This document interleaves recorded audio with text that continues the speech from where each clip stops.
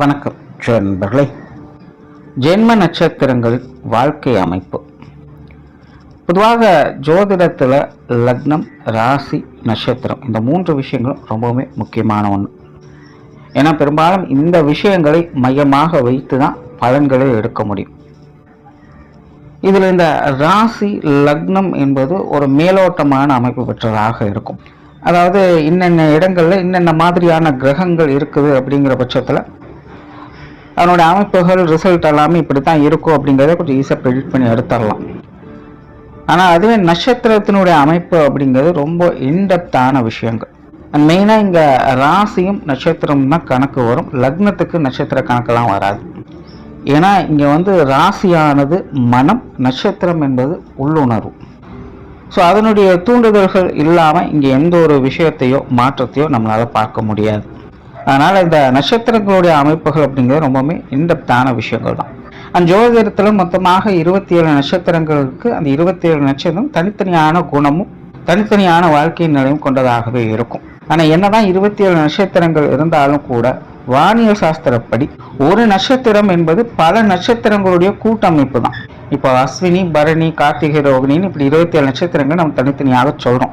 இப்போ அஸ்வினி நட்சத்திரம் அப்படின்னு நம்ம சொல்றது வெறுமனே அது ஒரு நட்சத்திரம் கிடையாது. பல நட்சத்திரங்களுடைய கூட்டு தொகுதியாகத்தான் இந்த ஒரு நட்சத்திரத்தை கணக்கிடுறோம். புராணங்களின் படியும் யோக சாஸ்திரங்களின் படியும் இந்த ஜென்ம நட்சத்திரம் எதை குறிக்குது அப்படின்னா நம்மளுடைய ஆன்மாவானது எந்த நட்சத்திர தொகுதியிலிருந்து வந்திருக்கு அப்படிங்கிறது குறிக்கிறதாக அந்த ஜென்ம நட்சத்திரம் கருதப்படுது. இப்படி ஒரு பழங்கால நம்பிக்கைகள் இருக்கு. ஸோ அந்த நட்சத்திர தொகுதிகளுக்கு கூட்டமைப்பாக ஒரு வாழ்க்கை முறை அப்படிங்கிறது இருக்கும். ஸோ அந்த முறைப்படி தான் அந்த ஜென்ம நட்சத்திரம் பிறக்கக்கூடியவங்களும் அவங்களுடைய வாழ்க்கை நிலையை பார்த்துக்கிட்டு வருவாங்க. இது எல்லாமே ஒரு நம்பிக்கை சார்ந்த விஷயங்கள் தான். நம்ம சித்தர்களையும் முன்னோர்களையும் நம்புகிறோம், அவங்க சொன்ன விஷயங்களையும் நம்புகிறோம். அதன் அடிப்படையில் இந்த விஷயங்கள்லாம் நம்ம நம்பிக்கைக்குரியதாக இருக்கும். இந்த நட்சத்திர வாழ்க்கை அமைப்பு எப்படி செயல்படுது அப்படின்னு பார்த்தோம்னா, பொதுவாக எல்லாருக்கும் ஒரே மாதிரியான வாழ்க்கை நிலையானது அமையறதில்லை. சிலலாம் பார்த்தீங்கன்னா ஆரம்ப காலகட்டங்களில் நல்லா இருப்பாங்க, நடுப்பகுதியில் கொஞ்சம் கஷ்டப்படுவாங்க, அப்புறம் மறுபடியும் பிற்பகுதியில் ரொம்ப நல்லா இருப்பாங்க. சிலர்லாம் ஆரம்பத்திலேயே கஷ்டப்பட ஆரம்பிச்சிடுவாங்க, நடுப்பகுதியில் நல்லா இருப்பாங்க, பிற்பகுதியிலும் கஷ்டப்பட ஆரம்பிச்சிடுவாங்க. இன்னும் சிலர்லாம் பார்த்தீங்கன்னா முதல் பகுதிகள் ஃபுல்லாக நல்லா இருக்கும், பிற்பகுதிகள் ஃபுல்லாக கஷ்டமாக இருக்கும். சிலருக்கு முதல் பகுதிகள் ஃபுல்லாக கஷ்டமாக இருக்கும், பிற்பகுதிகள் நல்லா இருக்கும். ஸோ இப்படி ஒவ்வொருத்தருடைய வாழ்க்கை நிலையுமே மாறி மாறி தான் இருந்துக்கிட்டு இருக்கும். ஸோ இது எல்லாத்தையும் டிசைட் பண்ணுறதே இந்த நட்சத்திர அமைப்புகள் தான். பொதுவாக மனிதர்கள் எல்லாருக்கிட்டையுமே எல்லா வித குணாதிசயங்களும் இருக்கும். பட் மேஜராக ஒரு சில குணாதிசயங்கள் மட்டும்தான் வெளிப்படும். அதே போல் அந்தந்த நேர காலகட்டங்களுக்கு மட்டும்தான் அந்தந்த குணாதிசயங்களை அவங்க முழுமையாக வெளிப்படுத்துவாங்களே இல்லாமல் எல்லா நேரத்திலும் எல்லா குணாதிசயங்களும் முழுமையாக யாராலும் வெளிப்படுத்த முடியாது. ஸோ எப்பப்போ எவ்வளவு காலகட்டங்களுக்கு என்ன மாதிரியான குணாதிசயங்களில் இவங்க இருப்பாங்க அப்படிங்கிறத டிசைட் பண்ணுறதும் இந்த நட்சத்திர அமைப்பு தான். ஸோ அப்படித்தான் உங்களுடைய ஜென்ம நட்சத்திரத்தின் அடிப்படையில் உங்களுடைய வாழ்க்கை அமைப்புகள் என்னென்ன மாதிரியான நிலைகள் என்னென்ன காலகட்டங்கள் இருக்கும் அப்படிங்கிறத பற்றி தான் இந்த பதிவில் நம்ம பார்க்க போகிறோம்.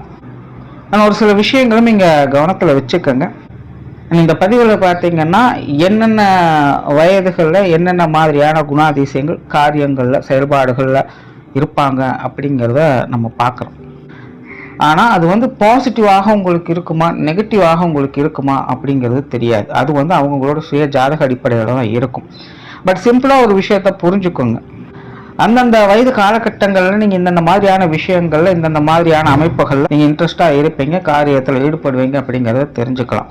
அந்த குறிப்பிட்ட காலகட்டங்களில் கோச்சார ரீதியாக உங்களுக்கு சுப கிரகங்களுடைய அனுகிரகம் இருந்தது அப்படின்னா அந்த விஷயங்கள் உங்களுக்கு பாசிட்டிவாக இருக்கும், எல்லாத்துலேயும் சக்ஸஸ் தான். ஒருவேளை நெகட்டிவ் கிரகங்களுடைய ஆதிக்கம் அதிகமாக இருக்குது, குறிப்பாக சொல்லணும்னா இந்த அஷ்டமச்சனி, ஏழரைச்சனியோட காலகட்டங்கள்லாம் வருது அப்படிங்கிற பட்சத்தில் அந்த காலகட்டங்கள் அந்த விஷயங்கள் உங்களுக்கு கொஞ்சம் நெகட்டிவாகவும் சங்கடத்தை கொடுக்க தான் செய்யும்.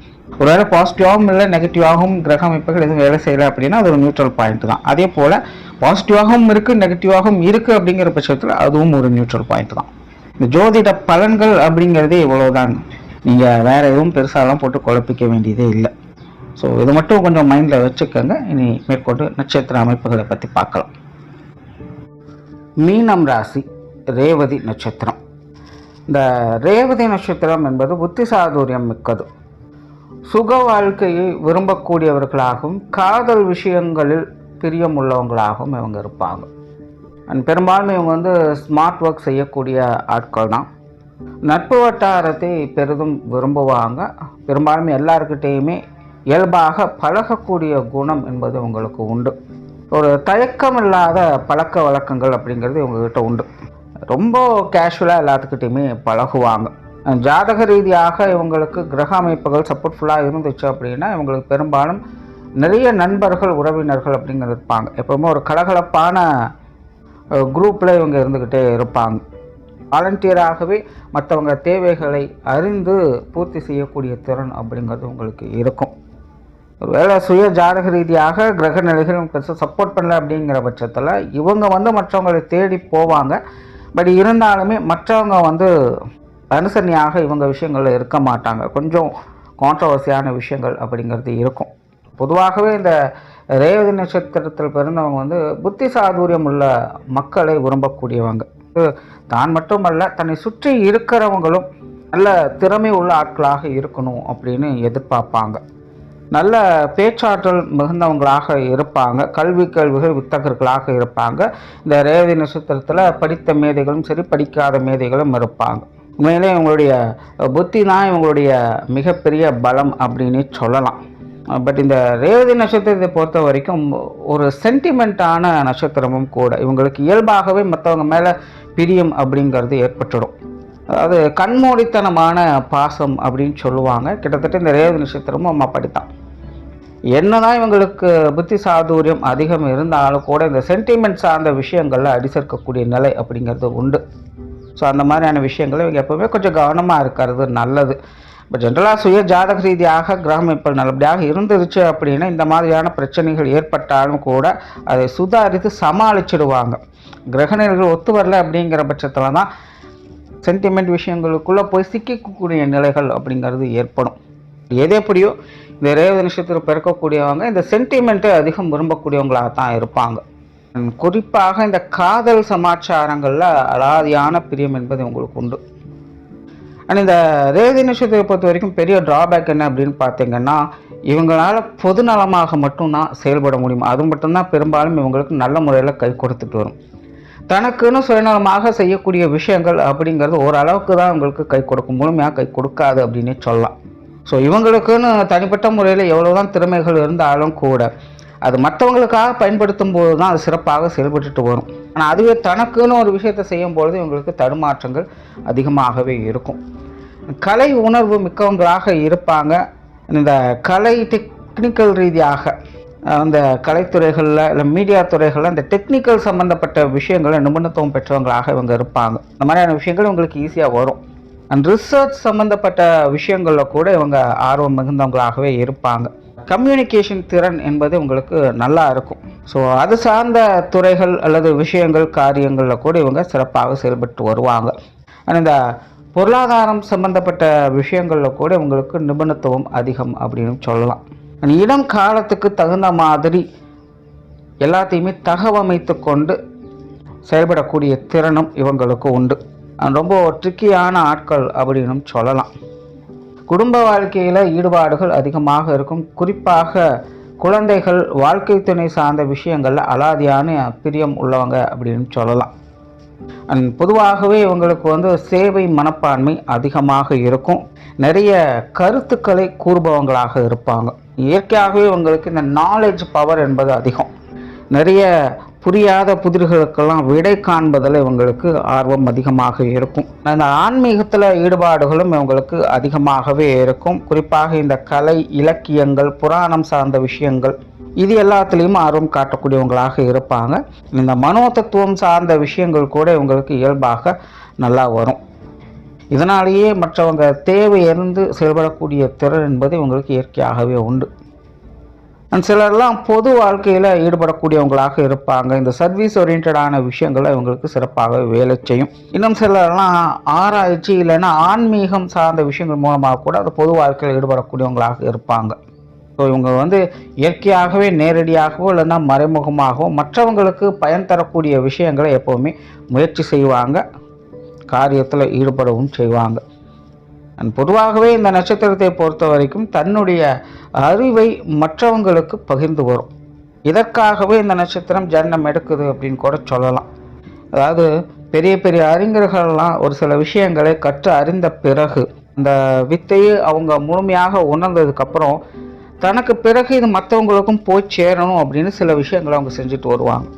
சிலர் புக்ஸ் இந்த மாதிரியான விஷயங்கள் எழுதுவாங்க, சிலர் சிஷ்யர்களை உருவாக்குவாங்க, இல்லைன்னா அடுத்தடுத்த தலைமுறைகளுக்கு போகிற மாதிரி சில விஷயங்களை செஞ்சுட்டு வருவாங்க. ஸோ தன்னுடைய அறிவு தன்னோட மட்டும் முடிஞ்சிடாமல் அது தனக்கு பிறகு வரக்கூடியவங்களுக்கும் பயன் பெறணும் அப்படிங்கிற நோக்கத்தில் அவங்க செயல்பட்டு வருவாங்க. கிட்டத்தட்ட இந்த நட்சத்திரத்தினுடைய குணாதிசயமும் அதுதான். அதனால் இந்த நட்சத்திரத்தில் பிறக்கக்கூடியவங்களை பொறுத்த வரைக்கும் இவங்க எந்த அளவுக்கு மற்றவங்களுக்கு தன்னால் முடிஞ்சதை அவங்களுக்கு செஞ்சு கொடுத்துட்டு வராங்களோ அந்த அளவுக்கு இவங்களுடைய வாழ்க்கையில் நன்மைகள் இல்லைன்னா புண்ணிய காரியங்கள் போன்ற விஷயங்கள்லாம் கிடைச்சிக்கிட்டு வரும்.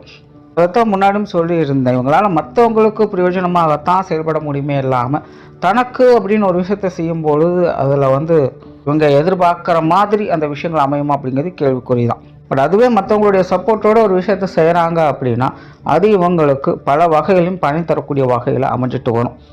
அதாவது இந்த ஷேர்ஸ் எல்லாம் வாங்கும்போது சொல்லுவாங்க, கம்பெனி வளரும்போது நாமளும் கூட சேர்ந்து வளருவோம். அப்படி தான் இந்த ரேவதி நட்சத்திரத்தை பொறுத்த வரைக்கும் மற்றவங்களை வளர்த்து விட்டு தானும் அதன் மூலமாக வளர்ந்து கொள்வாங்க. ஸோ சுய ஜாதகம் இவங்களுக்கு சப்போர்ட்ஃபுல்லாக அமைஞ்சிருச்சு அப்படின்னா இந்த விஷயங்கள் எல்லாமே இவங்களுக்கு சீரும் சிறப்பும் மிக்க வகையில் அமையும். இவங்களை சுற்றி எப்போவுமே ஒரு குரூப் அப்படிங்கிறது இருந்துக்கிட்டே தான் இருக்கும். ஸோ சோஷியாலிட்டியோட எல்லா விஷயங்களும் இவங்க செஞ்சுக்கிட்டு வருவாங்க. அதாவது நான் பெருசு நீ சின்னது அப்படிங்கிற மாதிரிலாம் இருக்காது. எல்லாருமே ஒன்று தான், எல்லாருமே பகிர்ந்து எல்லா வேலையும் செய்வோம் அப்படிங்கிற மாதிரியான ஒரு குரூப்பை ஃபார்ம் பண்ணி இவங்க எல்லா விஷயங்களும் செஞ்சுட்டு வருவாங்க. அதில் இவங்களுக்கான ரெகக்னேஷன், பேர், புகழ், அந்தஸ்து போன்ற விஷயங்கள் எல்லாமே கிடைக்க பெற்றுட்டு வரும். இவங்களுடைய வாழ்க்கை நிலையும் ஒரு சீரான நிலைகளில் அந்தந்த காலகட்டங்கள் வயது நிலைக்கேற்ப எல்லா விஷயங்களையும் பார்த்துக்கிட்டு வருவாங்க. ஒரு வேலை ஜாதகம் சரியில்லை அப்படிங்கிற பட்சத்தில் இந்த விஷயங்கள் எல்லாத்தையுமே அவங்க செய்வாங்க. பட் அதுக்கு ஏற்ற அந்த ரெகக்னேஷன் அப்படிங்கிறது கிடைக்காது. கொஞ்சம் ஸ்ட்ரக் ஆகிடுவாங்க, அங்கங்கே கொஞ்சம் கான்ட்ரவர்சியலான விஷயங்கள் அப்படிங்கிறது அவ்வப்போது போகும். இவங்களுடைய புத்திசாலித்தனத்தை மற்றவங்க யூஸ் பண்ணிட்டு கைவிடக்கூடிய விஷயங்கள்லாம் கூட ஏற்பட்டு வரும். ஸோ இந்த மாதிரி ஜாதக ரீதியாக கிரக பலன்களால் இந்த மாற்றங்கள் அப்படிங்கிறது ஏற்பட்டு வரும். அண்ட் பொதுவாகவே இந்த நட்சத்திரத்தினுடைய வாழ்க்கை அமைப்பு அப்படின்னு பார்த்தோம்னா நிறைய அப்ஸ் அண்ட் டவுன்ஸ் அப்படிங்கிறது இருக்கும். இது பொதுவாக எல்லாருக்கும் இருக்கிறது தான். பட் இந்த நட்சத்திரத்தை பொறுத்த வரைக்கும் உங்களுடைய சூழ்நிலைகள் தான் எல்லா விஷயங்களையுமே தீர்மானிக்கும். இவங்க என்ன செய்கிறாங்க, இவங்க யார் கூடலாம் இருக்காங்க அப்படிங்கிறத வச்சு தான் இது எல்லாமே நிர்ணயிக்கப்படுது. ஸோ இதனால் பொதுவாகவே அப்ஸ் அண்ட் டவுன்ஸ் அப்படிங்கிறது இருந்துக்கிட்டே தான் இருக்கும். ஒரு சரியான ஆட்களை பிடிக்கணும் அப்படிங்கிறது இதற்கெல்லாம் லட்சியமாக கூட இருக்கும். கிட்டத்தட்ட எல்லா உறவுகளையும் எல்லா விஷயங்களையுமே ஒரு சரியான பார்ட்னர்ஸை தேர்ந்தெடுக்கணும் அப்படிங்கிறதே நிறைய பேருக்கு லட்சியமாக கூட இருக்கும். ஸோ ரேவதி நட்சத்திரத்தை பொறுத்த வரைக்கும் பொதுவாக நெகட்டிவ் அப்படின்னு சொல்கிறதுக்கு இல்லை, பட் அதே நேரம் பாசிட்டிவ் அப்படின்னு சொல்கிறதுக்கும் கிடையாது. ஸோ அதெல்லாமே அவங்க எதை டிசைட் பண்ணுறாங்க, அதெல்லாம் அவங்களுக்கு எப்படி அமைச்சுக்கிறாங்க அப்படிங்கிறத பொறுத்து தான் இருக்குது. பட் என்னென்னா சுய ஜாதக ரீதியாக பார்க்கும்போது கிரகங்கள் இவங்களுக்கு கை கொடுத்துருச்சு அப்படின்னா நல்ல நபர்களை தேர்ந்தெடுத்து நல்ல வழிகளில் இவங்க பிரயாணம் பண்ண ஆரம்பிச்சிடுவாங்க. அப்படி இல்லாத பட்சத்தில் தான் தேவையில்லாத விஷயங்கள், கான்ட்ரவர்சியான சமாச்சாரங்கள் அப்படிங்கிறது அதிகமாகுது. பட் நட்சத்திரத்தின் அடிப்படையில் பார்க்கும்பொழுது பாசிட்டிவ் அண்ட் நெகட்டிவ் அப்படிங்கிற விஷயங்களுக்கு அப்பாற்பட்டு சரியான உறவுகள்னா சரியான நபர்களை தேர்ந்தெடுக்கிறது அப்படிங்கிறத நோக்கி தான் போகும். ஸோ அப்படி இந்த ரேவதி நட்சத்திரத்துக்கு முதல் 20 வருட காலம் அப்படிங்கிறது கல்வி வித்தை சம்பந்தப்பட்ட விஷயங்களில் ஒரு நல்ல நாலேஜ் அப்படிங்கிறது இருக்கும். மேலே ஜாதகம் இவங்களுக்கு கை கொடுத்துருச்சு அப்படின்னா நல்ல சிறப்பான கல்வி அறிவை பெறக்கூடியவங்களாக இருப்பாங்க. அதில் முன்னேற்றங்கள் அப்படிங்கிறதும் இருக்கும். இளம் வயதிலேயே இவங்களுக்கு இந்த காதல் விஷயங்களில் மனம் அலைப்பாயக்கூடிய தன்மை அப்படிங்கிறதும் இருக்கும். அவங்களுக்கான சரியான பார்ட்னர்ஸை அவங்க சின்ன வயசுலேருந்து தேட ஆரம்பிச்சிடுவாங்க. நட்பு சகவாசம் அப்படிங்கிறதும் இவங்களுக்கு இந்த காலகட்டங்கள் அதிகமாக இருக்கும். பொருளாதார ரீதியாக கூட இந்த காலகட்டங்களையும் கொஞ்சம் நல்லா இருப்பாங்க அப்படின்னு சொல்லலாம். முதல் 20 வருட காலம் அப்படிங்கிறது பெருசாக நிறை குறை சொல்கிறதுக்குள்ள எல்லாமே ஓரளவுக்கு நல்லபடியாகவே இருக்குது அப்படின்னு சொல்லலாம். ஜாதகம் மட்டும் உங்களுக்கு நல்லபடியாக கை கொடுத்துட்டா போதும். கால நேரங்கள் அடிப்படையில் எல்லா விஷயமே கரெக்டாக மேனேஜ் பண்ணி கொண்டு போயிடுவாங்க. வேறு ஜாதகம் கை கொடுக்கல அப்படிங்கிற பட்சத்தில் தடுமாற்றங்கள் அப்படிங்கிறது அதிகமாக இது சார்ந்த விஷயங்கள் முயற்சிகள் இருக்கும், அதில் தடுமாற்றங்கள் அப்படிங்கிறது இருக்கும். மற்றபடி பெரிய ட்ராபேக் அப்படின்னு சொல்லக்கூடிய நிலைகள்லாம் இல்லை. இந்த வயதுக்கு உண்டான இந்த மெச்சூரிட்டி லெவலில் கொஞ்சம் ஸ்ட்ரகிள் ஆவாங்க, அவ்வளோதான். ஆனால் அடுத்து வரக்கூடிய ஒரு 10 வருட காலம் அப்படிங்கிறது 20லேருந்து 30 வயதுக்குள்ளே பார்த்தீங்கன்னா இது கொஞ்சம் கோளாறான காலகட்டம் அப்படின்னு சொல்லலாம். நிறைய புத்தி தடுமாற்றம் அப்படிங்கிறது இந்த காலகட்டங்களில் ஏற்படும். குறிப்பாக இந்த பொருளாதார ரீதியான விஷயங்கள் கொஞ்சம் தாக்கங்கள் அதிகமாகவே இருக்கும். தொழில், வேலை, உத்தியோகம்னு வரும்போது அதுலேயும் கொஞ்சம் சிரமப்படக்கூடியவங்களாக இருப்பாங்க. குறிப்பாக இந்த காலகட்டத்தில் பார்த்தீங்கன்னா இவங்களுக்கு பெருசாக எதுலேயுமே இன்ட்ரெஸ்ட் அப்படிங்கிறது இருக்காது. பட் ஏதோ ஒரு பிரம்ம பிடிச்சவங்க போல் அவங்க இருப்பாங்க. முக்கியமாக இவங்களுக்கு தேடல் மனப்பான்மை அப்படிங்கிறது அதிகமாக, சிந்தனை சக்திகள், யோசனை சக்திகள் அப்படிங்கிறது உண்டு. ஸோ இந்த காலகட்டங்களில் இவங்களுக்கு டீப் திங்கிங் அப்படிங்கிறது அதிகமாகிடும். எல்லாத்தையுமே ஏன், எதற்கு, எப்படி அப்படிங்கிற கேள்விகளோடைய அணுகுவாங்க. ஸோ இருக்கிற எல்லா விஷயத்தையும் பற்றி ஏதோ ஒரு தேடல்களில் மூழ்க ஆரம்பிச்சிடுவாங்க. காலகட்டங்களில் கொஞ்சம் தடுமாற்றங்கள் அப்படிங்கிறதுக்கும், அந்த ஹெல்த் வைஸாக கொஞ்சம் பிரச்சனைகள் அப்படிங்கிறதுக்கும், பொருளாதார ரீதியாக கொஞ்சம் பிரச்சனைகள் அப்படிங்கிற இந்த காலகட்டங்கள் உண்டு. சுயஜாதகம் கொஞ்சம் சப்போர்ட்ஃபுல்லாக இருந்துச்சுன்னா இதெல்லாம் ஓரளவுக்கு சமாளிச்சிடுவாங்க. பட் இதை வந்து கிராஸ் பண்ணி வர முடியாது. கடன் மட்டும் வாங்காமல் இருந்தால் சரி. ஒரு வேளை சுயஜாதகம் கை கொடுக்கல அப்படின்னா இந்த கடன் விஷயங்கள்லாம் போய் சிக்கிக்குவாங்க. உடல்நல பிரச்சனைகள் அதிகமாகும். குடும்பத்துக்குள்ளேயே கொஞ்சம் கூச்சல் குழப்பமாக இருக்கும். யாருக்கிட்டையுமே இயல்பாக பழக முடியாது. நிறைய கான்ட்ரவர்சியான விஷயங்கள் அப்படிங்கிறது இருக்கும். ஒருவித ஆன்மீக தேடலோ, அறிவியல் தேடலோ அதிகமாகி ஒரு தனித்த நிலையில் அவங்க செயல்படுற மாதிரி ஆரம்பிச்சிடுவாங்க. இந்த ஒரு 10 வருட காலம் அப்படிங்கிறது கொஞ்சம் கவனமாக இருக்க வேண்டியதுதான். கான்ட்ரவர்சியான விஷயங்கள் இவங்களுக்குள்ளேயே ஒரு குழப்பத்தை ஏற்படுத்திக்கிட்டே இருக்கும். 30 வருடம் கிராஸ் பண்ணி வர்றதுனால ஒரு தடவையாவது 7 சனி, அஷ்டமச்சனியோட தாக்கம் அப்படின்னு கண்டிப்பாக இருக்கும். ஸோ இந்த மாதிரியான விஷயங்களும் இவங்க கொஞ்சம் கவனமாக இருந்து தான் ஆகணும். வாழ்க்கையில் எதிர்பாராத திருப்பங்கள் அப்படிங்கிற இந்த காலகட்டங்கள் அதிகமாகவே இருக்கும். நாம் ஒன்று நினைக்க, தெய்வம் ஒன்று நினைக்கிது அப்படிங்கிற மாதிரி விஷயங்கள்லாம் அதிகமாக இருக்கும். ஸோ இந்த காலகட்டத்தை பொறுத்தவரை கொஞ்சம் கவனமாகத்தான் இருக்கும். புதுசாக எந்த ஒரு விஷயத்திலும் அகலக்கால் வைக்கிறது, முன்ன பின்ன தெரியாத விஷயங்கள், காரியங்கள் ஈடுபடுற இந்த மாதிரியான விஷயங்களை தவிர்த்துக்கிறது நல்லது. இதெல்லாம் தனிப்பட்ட முறையில் கொஞ்சம் குழப்பத்தை ஏற்படுத்தக்கூடிய ஒரு காலம் அப்படின்னு சொல்லலாம். ஆனால் அடுத்ததாக ஒரு 20 வருட காலகட்டங்கள் அப்படிங்கிறது ஒரு சிறப்பான அமைப்புகளை கொடுக்கும். ஸோ இந்த காலகட்டங்களில் 30லேருந்து 50 வயதுக்குள்ளே பார்த்தீங்கன்னா ரொம்பவுமே கலகலப்பான நபர்களாக இவங்க இருப்பாங்க. உற்சாகம் மிகுந்தவங்களாக இவங்க காணப்படுவாங்க. நிறைய டெக்னிக்கலான விஷயங்கள், ஆனால் இந்த கலை சார்ந்த விஷயங்கள்லாம் இந்த காலகட்டங்களில் ஆர்வம் அதிகமாக இருக்கும். ஆனால் வெளியூர், வெளிநாடு சம்மந்தப்பட்ட விஷயங்கள் இந்த காலகட்டங்கள் ஈடுபாடுகள் அதிகரிக்கும். தன்னுடைய சொந்த முயற்சியால் சில புதிய விஷயங்களால் நல்ல அமைப்புகளை பார்க்கக்கூடிய நிலைகள் அப்படிங்கிறது இருக்கும். உங்களுடைய திறமையை வெளிக்காட்டக்கூடிய காலகட்டமாக இது இருக்கும். ஸோ லைஃப் வந்து எப்படி ஸ்ட்ரகிள் கொடுத்தாலும் சரி, தன்னுடைய முயற்சியால் அதை அப்படியே பீட் பண்ணிட்டு வந்துடுவாங்க. ஸோ நார்மலாகவே உங்களுக்கு இது ஒரு நல்ல காலகட்டம் அப்படின்னு சொல்லலாம். சுயஜாதகம் உங்களுக்கு சப்போர்ட் பண்ணிருச்சு அப்படின்னா இந்த காலகட்டங்களில் நல்ல வசதி வாய்ப்புகளோடு, பேரும் புகழோடும் வாழக்கூடிய நிலை அப்படிங்கிறது இருக்கும். அதாவது மனித வாழ்வாதாரத்துக்கு தேவையான அடிப்படை தேவைகள் எந்த ஒரு குற்றம் குறையும் இல்லாத வாழ்க்கை நிலை அப்படிங்கிறது இவங்களுக்கு கிடைக்க ஆரம்பிச்சிடும். ஏதோ ஒரு வகையில் எல்லா விஷயங்களும் இவங்களுக்கு தானாக அமைஞ்சுக்கிட்டு தான் இருக்கும். இவங்களும் இவங்களுடைய முயற்சியால் எல்லா விஷயங்களையும் செஞ்சுக்கிட்டு தான் இருப்பாங்க. பட் அதுவே ஜாதகம் கை கொடுக்கல அப்படிங்கிற பட்சத்தில் முயற்சிகள் அதிகமாக இருக்கும். இவங்களுக்கு கிடைக்கணுங்கிற விஷயங்கள் 10 கிடைக்கணும் அப்படின்னா அதில் ஏதோ 5 தான் கிடைக்கும். ஆனால் கொஞ்சம் தடை தாமதங்கள், பய உணர்வுகள் போன்ற விஷயங்கள் இந்த காலகட்டங்கள் அதிகரிச்சிடும். வேண்டாம் வெறுப்பாக இந்த காலகட்டங்களில் அவங்க செயல்பட்டுட்டு வருவாங்க. பட் எது எப்படியோ செயல்படுறதை நிறுத்த மாட்டாங்க. ஏதோ ஒரு காரியத்தில் அவங்க இருந்துட்டு தான் வருவாங்க. ஜாதகம் நல்லபடியாக அவங்க கை கொடுத்துருச்சு அப்படின்னா எல்லாமே நல்ல ஹாப்பி மூமெண்ட்ஸாக இருக்கும். இல்லை அப்படிங்கிற பட்சத்தில் கொஞ்சம் மந்தமாக இருப்பாங்க. மற்றபடி எல்லா விஷயங்களையுமே சமாளிக்கவும் செஞ்சுருவாங்க. அடுத்த ஒரு 20 வருட காலகட்டம் அப்படிங்கிறது, அதாவது 50லேருந்து 70 வயதுக்குள்ளே பார்த்தீங்கன்னா காலகட்டங்களில் குடும்ப பொறுப்புகளை கரெக்டாக மெயின்டைன் பண்ணிட்டு வருவாங்க. குடும்பத்தின் மேலே ஈடுபாடுகள் அதிகமாக இருக்கும். குடும்ப கௌரவங்களை போற்றி காப்பாற்றுவதில் திறன் பக்கவங்களாக இருப்பாங்க. பேச்சுவார்த்தைகளில் கொஞ்சம் கடினத்தன்மை இருக்கும். எல்லா விஷயங்களுமே கண்ட்ரோல் எடுத்துக்கணும் அப்படின்னு நினைப்பாங்க. விதமான பிடிவாத குணம் அப்படிங்கிறது உங்களுக்கு இருக்கும். பட் அதை வந்து குறை சொல்ல முடியாது. சில நேரங்களில் வாழ்க்கையில் கண்டிப்பு அப்படிங்கிறது தேவைப்படத்தான் செய்யும். இதை வந்து மற்றவங்க தவறாக புரிஞ்சுக்கலாம். ஆனாலும் கண்டிப்பு அப்படிங்கிறது தேவைப்படக்கூடியது தான். ஸோ அப்படிப்பட்ட கண்டிப்பு மிக்க ஒரு நபர்களாக இவங்க இருந்துகிட்டு இருப்பாங்க. பொருளாதார தேவைகள் என்பது இந்த காலகட்டங்கள் இவங்களுக்கு பூர்த்தியாகும். நிறைய பேருக்கு சேமிப்பு உயரக்கூடிய ஒரு காலகட்டம் அப்படின்னு சொல்லலாம். குடும்ப உறவுகள் மேலே பற்று பாசம் அதிகரிக்கும். குறிப்பாக உடன்பிறப்புகள் மேலே, வாழ்க்கை துணையின் மேலே, குழந்தைகள் மேலேன்னு எல்லார் மேலேயுமே ஒரு அன்பு காட்டக்கூடிய நிலை அப்படிங்கிறது இருக்கும். 60 வயசை கிராஸ் பண்ணி வர்றதுனால 2வது கட்டமாக எழுச்சின்னு அஷ்டமச்சனியோட தாக்கம் அப்படிங்கிறது இருக்கும். ஸோ இந்த காலகட்டங்களில் பார்த்தீங்கன்னா இப்போ சொன்ன இந்த விஷயங்களில் கொஞ்சம் ஏற்ற இறக்கங்கள் அதிகமாக இருக்கும். ஜாதகம் சப்போர்ட்ஃபுல்லாக இருந்துருச்சு அப்படின்னா இந்த காலகட்டங்களில் ஸ்ட்ரகிள் ஆகும். அதை வந்து சமாளித்து ஓவர் கம் பண்ணி வெளியில் வந்துடுவாங்க. ஒரு வேளை ஜாதகம் கை கொடுக்கல அப்படிங்கிற பட்சத்தில் உங்களுடைய மதிப்பு, மரியாதை, அங்கீகாரங்கள் போன்ற விஷயங்கள் சோதிப்புகளுக்கு உள்ளாக்கப்படும். மற்றவங்க இவங்களை பற்றி கொஞ்சம் அரசியல் புரசலாக பேச ஆரம்பிச்சிடுவாங்க. பொருளாதார நிலைகளில் தாக்கங்கள் அப்படிங்கிறது அதிகமாக இருக்கும். குறிப்பாக இந்த காலகட்டங்களிலும் இவங்க கடன் சார்ந்த விஷயங்களை தவிர்த்துக்கிறது நல்லது. அண்ட் புதுசாக எதையோ செய்ய போகிற சாதிக்க போகிற அப்படின்னு களத்தில் இறங்குவாங்க. அதெல்லாம் பார்த்திங்கன்னா நான் ஒன்று நினைக்க தெய்வம் ஒன்று நினைக்குதுங்கிற மாதிரி எல்லா விஷயமும் தலைகளாக மாறி போயிடும். ஸோ ஜாதக நிலை கை கொடுக்கல அப்படிங்கிற பட்சத்தில் இந்த மாதிரியான கொஞ்சம் குழப்ப நிலைகள்லாம் இருக்கும். அதெல்லாம் கொஞ்சம் கரெக்டாக பார்த்துக்கணும். எல்லாத்தையுமே கொஞ்சம் பொறுமையாக தான் டீல் பண்ணணும். மனசலனங்கள் அதிகம் உள்ள ஒரு காலகட்டம் அப்படின்னு சொல்லலாம். அதனால் நிதானமாக நடுநிலைத்தன்மையோடு இருந்து முடிவெடுத்து செயல்பட்டாங்கன்னா இதெல்லாம் ஓரளவுக்கு சரி பண்ணிக்கலாம். ஆனால் அடுத்து வரக்கூடிய ஒரு 10 வருட காலம் அப்படிங்கிறது, அதாவது 70 80 வயதுக்குள்ளே பார்த்திங்கன்னா பெரும்பாலும் சாதகமான நிலைகள் அப்படிங்கிறது இருக்கும். ஆரம்பத்தில் சொன்ன மாதிரி இவங்களுடைய நாலேஜ் எல்லாம் மற்றவங்களுக்கு ஷேர் பண்ணக்கூடிய நிலை அப்படிங்கிறது கிடைக்கப்பெற்று வருவாங்க. நிறைய பேருக்கு தொலைநோக்கு சிந்தனைகள் அப்படிங்கிறது அதிகமாகும். எதிர்பாராத திடீர் அதிர்ஷ்டம் யோகம் போன்ற விஷயங்கள் இந்த காலகட்டங்களில் பார்த்து வருவாங்க. சுயஜாதகம் சப்போர்ட் பண்ணிச்சு அப்படின்னா கொஞ்சம் ஃபேமஸ் ஆகக்கூடிய அமைப்புகள்லாம் இந்த காலகட்டங்கள் உண்டு. அதெல்லாம் பார்க்கலாம். இந்த வயதான காலத்தில் நோபல் பிரைஸ்லாம் வாங்குவாங்க. ஸோ அந்த மாதிரி பேரும் புகழும் அடையக்கூடிய நிலைமையெல்லாம் பார்த்து வருவாங்க. ஒருவேளை சுயஜாதகம் சப்போர்ட் பண்ணல அப்படிங்கிற பட்சத்தில் தன்னுடைய கடமைகளை கரெக்டாக செஞ்சுடுவாங்க. முடிஞ்ச அளவுக்கு உங்களுடைய நாலேஜை மற்றவங்களுக்கு ஷேர் பண்ணிவிடுவாங்க. பெரிய லெவலில் பேரும் புகழும் கிடைக்கலைன்னா கூட ஓரளவுக்காக அவங்க நினச்ச விஷயத்தை அச்சீவ் பண்ணிவிடுவாங்க. மற்றவங்களுடைய பாராட்டுக்களையும் அவங்க பெற்றுடுவாங்க. கோபம் மட்டும் இந்த காலகட்டங்கள் உங்களுக்கு கொஞ்சம் அதிகமாக இருக்கும். அதை மட்டும் கொஞ்சம் மேனேஜ் பண்ணிக்கணும். ஏன்னா திடீர்னு கொஞ்சம் டென்ஷனாகத்தான் செய்வாங்க.